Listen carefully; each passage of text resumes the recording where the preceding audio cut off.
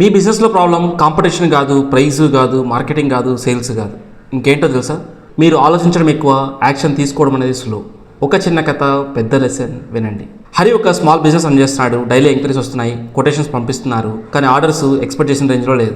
Problem ఏంటంటే quotation on టైంలో పంపడం లేదు. మనకంటే ముందు కాంప్యూటర్ కొటేషన్ సెండ్ చేస్తున్నాడు కస్టమర్కి. ఫాలోఅప్ చేయాలని తెలుసు, కానీ అది జరగడం లేదు. మార్కెటింగ్ చేయాలి, సోషల్ మీడియాలో పోస్ట్ చేయాలి, కానీ మనం ఏది స్టార్ట్ చేయట్లేదు. హరి కన్ఫ్యూజన్, ఎందుకు మనం స్టార్ట్ చేయలేకపోతున్నాం, ఎందుకు మనం చేయలేకపోతున్నాం అని.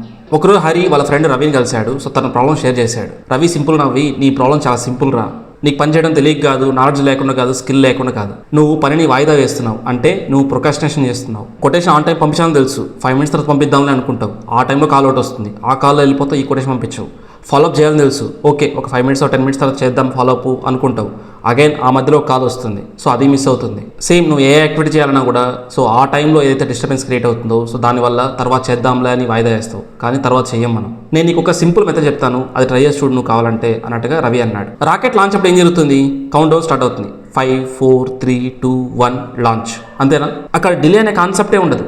సో సేమ్ ప్రిన్సిపల్ని మనం ఫాలో అవ్వాలి. సపోజ్ ఒక ఎంక్వైరీ వచ్చింది, మనం కొటేషన్ పంపించాలి అంటే సో వాయిదా అనేది వేయకుండా నువ్వు వెంటనే నువ్వు కౌంట్ డౌన్ అనేది 5 4 3 2 1 స్టార్ట్, అంటే కొటేషన్ వెంటనే ప్రిపేర్ చేయడం, వెంటనే పంపించడం. ఆ పంపించేంత వరకు ఎలాంటి డిస్టర్బెన్స్ లేకుండా చూసుకోవాలి. సపోజ్ నెక్స్ట్ కస్టమర్కి నువ్వు ఫాలోఅప్ చేయాలా, సో వెంటనే ఫోన్ తీసుకో, కౌంట్ డౌన్ 5 4 3 2 1 డయల్, అంతే. సో ఎలాంటి డిస్ట్రాక్షన్స్ అవంతా ఏం లేదు. కౌంట్ డౌన్ 1 అయిపోయిందంటే ఇంకా వెంటనే డయల్ వెళ్ళిపోవాల్సిందే.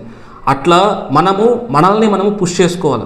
మనలో ఉన్న పెద్ద ప్రాబ్లం ఏంటంటే మనకి వర్క్ చేయడం చేత కాదు, మనకేంటంటే స్టార్టింగ్ ట్రబుల్. సో స్టార్టింగ్ కోసం అనేది మనకి ఈ పుష్ బ్యాక్ మెథడ్ అనేది అవసరం అన్నమాట.